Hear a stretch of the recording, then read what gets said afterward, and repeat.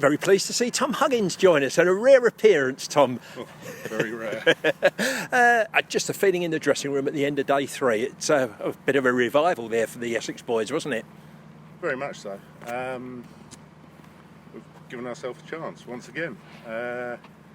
Seems to be the story of the last few years, really. We fight very hard when our backs are against the wall. So, very pleasing to see the Dan and Weeks started a bit of a revival, and then obviously very pleasing for Harmy to get a few at the back end there. Yeah, just go through the various segments of the day.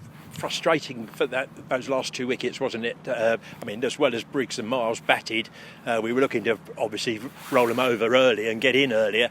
And then when we did, we probably regretted getting them out, losing 4 wickets before lunch. I mean, we're staring down the barrel of a gun there, aren't we?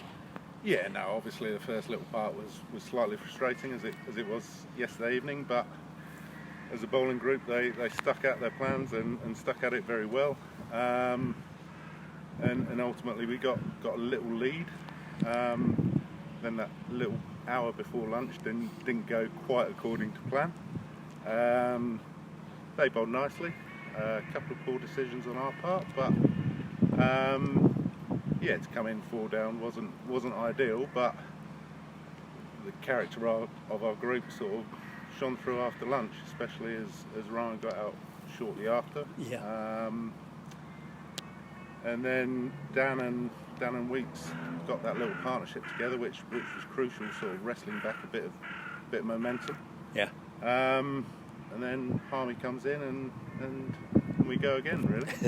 Have to mention, you mentioned Dan and Weeks doing what they do so well. I mean, they're very adaptable. We've seen Dan sort of hit the cover off the ball in one-day cricket, but equally we've seen him shore up an end, but just show his patience and resilience. And Weeks as well, again, so adaptable coming in at that number 7 position. It's vital. As a batting coach, you'd have been even more frustrated at the manner of their 2 dismissals, having looked to have almost pulled the game back in our favour with that partnership. Yeah, obviously it's slightly frustrating,